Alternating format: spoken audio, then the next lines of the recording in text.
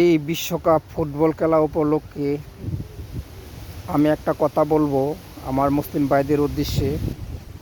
আহ, যারা রাতের পর রাত, দিনের পর দিন, রাত জেগে থেকে না কমিয়ে এই বিশ্বকাপ ফুটবল খেলা দেখছেন, অথচ আমার আল্লাহর কুদরতি পায়ে সাজদা দিচ্ছেন না, নামাজ পড়ছেন না।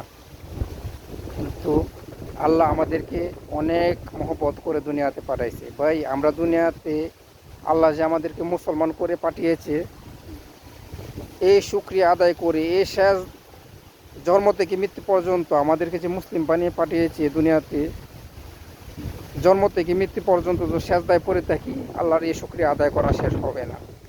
আর আমাদের 5 ওয়াক্ত নামাজ আল্লাহ আমাদেরকে ফরজ করে দুনিয়াতে পাঠিয়েছে, আমাদের 1 ওয়াক্ত নামাজের খবর নাই।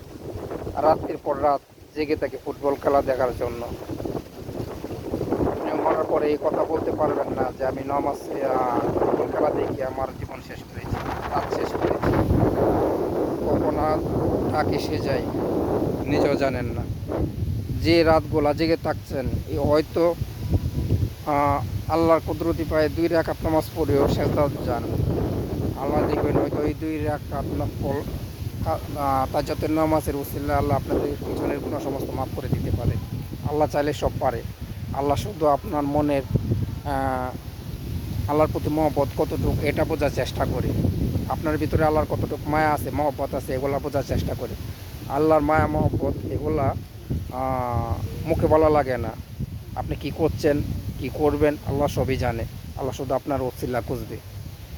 আপনার যদি কোনো দিকই না থাকে, তাহলে আপনি কোন মুখে আল্লাহর সামনে খাড়া হবেন? প্রত্যেকটা সময়ের জব দিতে হবে আল্লাহ তাআলার কাছে। যে অনেকে ফ্রান্সের, ব্রাজিল, আর্জেন্টিনার পতাকা গাছের মধ্যে, ছাদের মধ্যে, টাওয়ারের মধ্যে লাগিয়ে, হ্যাঁ, কারেন্টে শর্ট খেয়ে মরে, এখান থেকে পরে মরে, এগুলার জন্য জব দিতে হবে। আপনি যে মরে গেছেন, যে বাচ্চা যাবেন, এটা না, এর জন্য জব দিতে হবে। কারণ কোরআন হাদিসে কোনো লেখা নাই যে আপনার এই ডেট লাগাইলে আপনার নেক হয়ে যাইব। আপনি যে মরছেন, মরার পর তো, কারণ এটা আপনার জন্য মরছেন, আল্লাহ আপনারা বলে দেন এই যে পতাকা টানাইতে ওটা গাছের মধ্যে, টাওয়ারের মধ্যে, এগুলো আল্লাহ আপনাদেরকে বলে দেন। কোনো উজুরও বলে নেই, কোনো আদেশ করে নেই, কোনো কিছুর মধ্যে নাই। কিন্তু আপনি মারা গেছেন, এরপর তো আপনার জব দিতে হবে। কারণ এই মরার জন্য আপনার দায়ী। আপনাকে কেউ বলে দেয় নেই এগুলা করার জন্য। এগুলা পাগল ছাড়া আর কিছুই না, পাগলামি ছাড়া আর কিছুই না।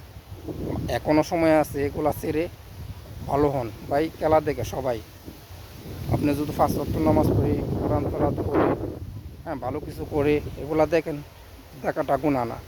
কিন্তু আপনি মুসলমান, নামাজের দিকে কোনো খবর নাই। আপনার রাতের পর রাত, দিনের পর দিন এগুলা দেখি, বিশ্বকাপ ফুটবল খেলা দেখি সময়গুলো নষ্ট করছেন। আর দিনের বেলা সারা দিন ঘুমাচ্ছেন, কিন্তু এদিক দিয়ে আপনার ফরজ নামাজ চলে যাচ্ছে, আপনার কোনো খবর নাই, কোনো মাথা ব্যথা নাই। চরম জব দিতে হবে আল্লাহ তাআলার কাছে। দোয়া করি আল্লাহ যেন সকল মুসলমান ভাইদেরকে হেদায়েত করে। আর আমার কথায় যদি কেউ কষ্ট পেয়ে থাকেন, আমি কারো কষ্ট পাবেন এর জন্য আমি বলিনি। আমি বলছি আমার ভাই 5 ওয়াক্ত নামাজ পড়বে। কুল্লু মুসলমান আনা আকু, আনা ভাই, আনা মুসলিম, সবাই আমার ভাই। প্রত্যেকটা মানুষ জান্নাতে যাক, এটা আমি চাই। আমি 5 ওয়াক্ত নামাজ পড়ি দেখে আমি একলা জান্নাতে যাব, এটাও আমি ভাবতে পারি না। এটা আমি সাহসও করতে পারি না। কথাটা আল্লাহ কাকে জান্নাত দিবে, কাকে জাহান্নাম দিবে, এটা আল্লাহ ছাড়া কেউ বলতে পারে না। নামাজ পড়েও আমরা তো পাপী গুনাহগার। 5 ওয়াক্ত নামাজ পড়ি, আশা করতে পারি না। তারপরে তো চিন্তা করি ফরজটা তো আদায় হয়। আল্লাহ নামাজ কবুল করে কিনা করবে না সেটাও জানি না। আপনাদেরকেও বলছি, এই ফাও সময় নষ্ট না করে আপনি খেলা দেখেন, তাতে আমার কোনো কষ্ট নাই। কষ্ট শুধু একটা, যে তাহাজ্জুদের নামাজ আপনি ডেইলি অন্তত 2 রাকাত হলেও পড়েন এই খেলা না দেখে। আর তাহাজ্জুদের নামাজ যদি নাও পড়তে পারেন, এটা ফরজ না। দিনের বেলা যে 5 ওয়াক্ত ফরজ যাচ্ছে, এগুলো অন্তত পক্ষে পড়েন। আপনি খেলা দেখেন, কোনো সমস্যা না। আপনি খেলা দেখলে আপনাকে আল্লাহ প্রশ্ন করবে না। কিন্তু ফরজ নামাজগুলো চলে যাচ্ছে, এর জন্য আল্লাহর কাছে আপনার জবাবদিহি করতে হবে। পেয়েছি। কষ্ট পেয়ে থাকলে কোনো মুসলমান ভাই কষ্ট পেয়ে থাকলে আমাকে মাফ করে দেবেন। আমি আপনাদেরকে কষ্ট পাওয়ার জন্য বলিনি।